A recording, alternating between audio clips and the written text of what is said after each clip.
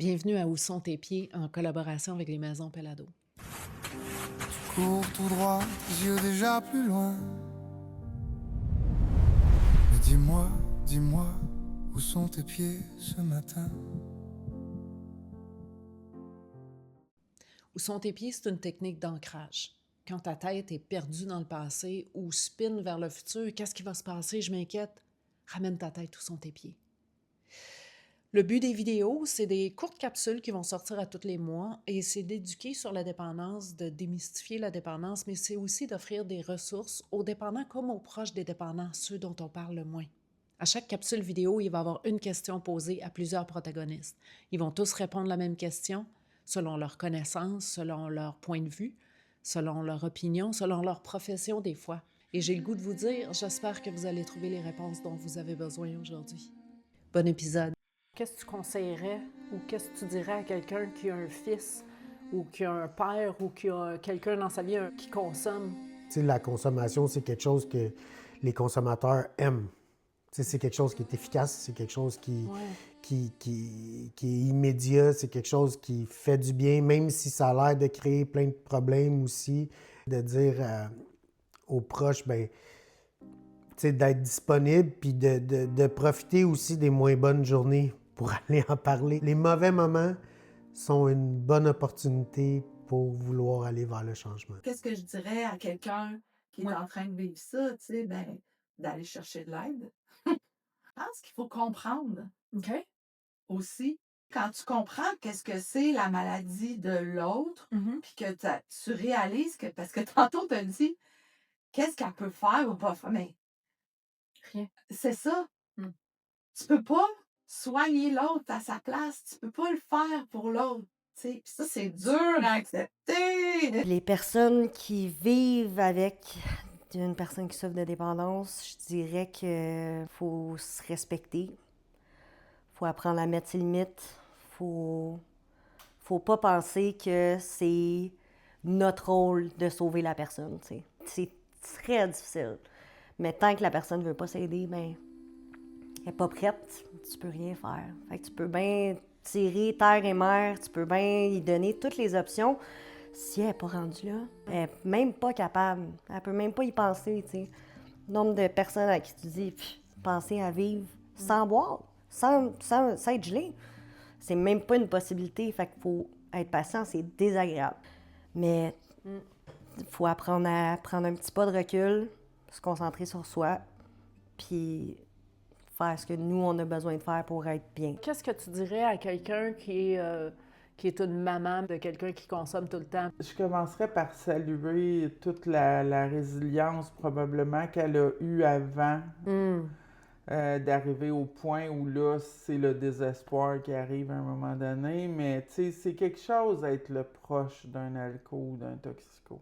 Ouais. C'est quelque chose, en plus d'être le parent d'un alco ou d'un toxico, parce que inévitablement, la question arrive à se dire qu'est-ce que j'ai fait, tu sais. Ah ouais, hein? Puis tout ça. Mais alors que, bon, on le sait, c'est une maladie, ça se passe tout, tu sais. Mais c'est pas tout le monde qui sait ça, c'est pour ça que je te demande. Alors, on le sait peut-être pas tout. Non, mais on sait aujourd'hui quand même. Il y a des données scientifiques qui font qu'on sait que c'est une maladie aujourd'hui, qui vient jouer au niveau des neurotransmetteurs, puis tout ça. De vivre avec quelqu'un ou de côtoyer quelqu'un, de l'avoir comme enfant, de l'avoir comme blonde, comme chum, c'est vraiment pas facile. Une des plus belles affaires que la personne pourrait offrir à l'alcool ou au toxico, c'est de lui parler d'elle, de lui, de qu'est-ce qu'elle vit, tu sais. Ah ouais, OK. D'essayer de prendre la personne quand elle n'est pas en consommation, puis d'y dire, tu sais, ma belle Ève, je veux pas t'accuser de rien, c'est pas ça, je veux te parler de moi. Je veux te dire comment je me sens insécure, comment je me sens inquiète, comment... Parce que souvent, les proches, ils vont essayer d'y aller dans la douceur. Après ça, ben là, ils essayent d'y aller dans, tu sais, plus raide. Après ça, ben des fois, ils arrivent même à crier. Ils arrivent, Ben oui. tu sais, parce que les proches d'un dépendant, d'une dépendante, ça dépasse ses limites souvent, tu sais.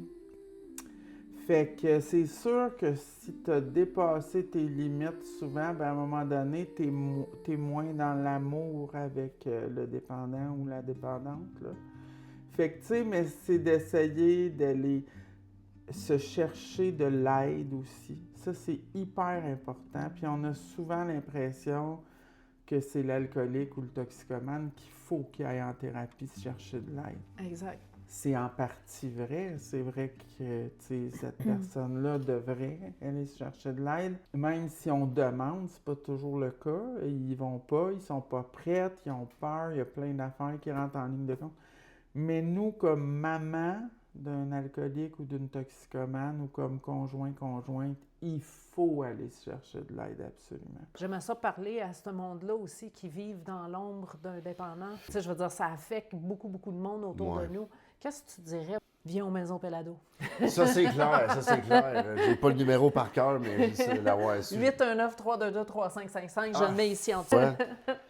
Pour les gens qui accompagnent ou qui vivent, comme tu dis, dans l'ombre des dépendants, il y a des ressources pour vous. Hein? C'est pas le réflexe de personne de prendre soin de soi quand on a quelqu'un qui souffre d'une façon Mais maintenant intense. que tu travailles en tant qu'intervenant, qu'est-ce que tu pourrais dire pour aider les gens? Pour ceux qui sont dans le besoin, autant que ceux qui accompagnent ces gens-là puis qui sont aussi impuissants qu'eux autres, hein? Mieux vaut se tromper dans la bonne direction que d'aller avec certitude dans la voie de la familiarité, de l'autodestruction qu'on connaît. T'sais. Ouais. Puis celle-là était peurante. Celle-là était peurante. Ça me fait penser à un film où est-ce que c'est le bad guy, le méchant, il dit « Je suis comme un chien qui part, qui jappe après le char qui passe puis qui part à la course après. » Il dit « Si j'y rattrape, je sais pas quoi faire avec. » Wow. Des fois, ça, c'est familier, le fait de courir après quelque chose, puis quand on l'a, on sait pas quoi faire avec. La conso, c'était ça. T'sais. Qu'est-ce que tu dirais à quelqu'un qui consomme, là? Ah, ce serait le fun, hein, qu'il y ait des mots magiques. Toi, qu'est-ce qu'on t'a dit? T'es-tu tanné de souffrir? Parce que si on nous parle de conso, on est tous sûrs qu'on n'est pas tant malade que ça. Ou si on le sait, je le savais que c'était trop ma conso, mais je voulais tellement pas arrêter que je disais que j'avais le contrôle. Moi, si on me disait ça, ça me rentrerait dedans. T'es-tu tanné d'avoir le mal de vivre, de souffrir? Exact. Parce que ça, je le cachais à tout le monde. On parle souvent des fraternités anonymes qui sont d'une aide immensément grande pour le dépendant. Mais il y a une fraternité qui existe qui s'appelle Al-Anon. Alors, c'est A-L-A-N-O-N. On peut aller sur Internet chercher. Il y a des réunions en présentiel, il y a des réunions en Zoom, en ligne.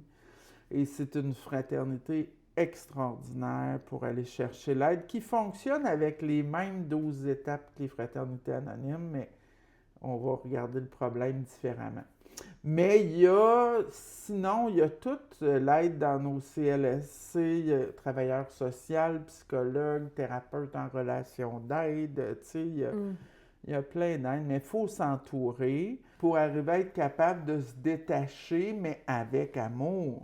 J'ai le goût de vous dire que j'ai pris ma dépendance, qui est à la base, selon moi, quelque chose de négatif, puis je l'ai virée en positif. C'est pour ça que je vous en parle aujourd'hui. Comme dirait mon ami Hubert Gélinan, j'ai pris ma merde, puis j'en ai fait de l'engrais.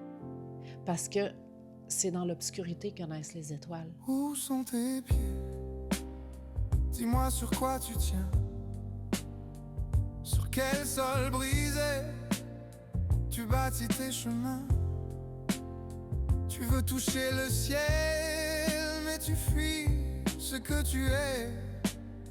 Regarde juste au bord. Où sont tes pieds?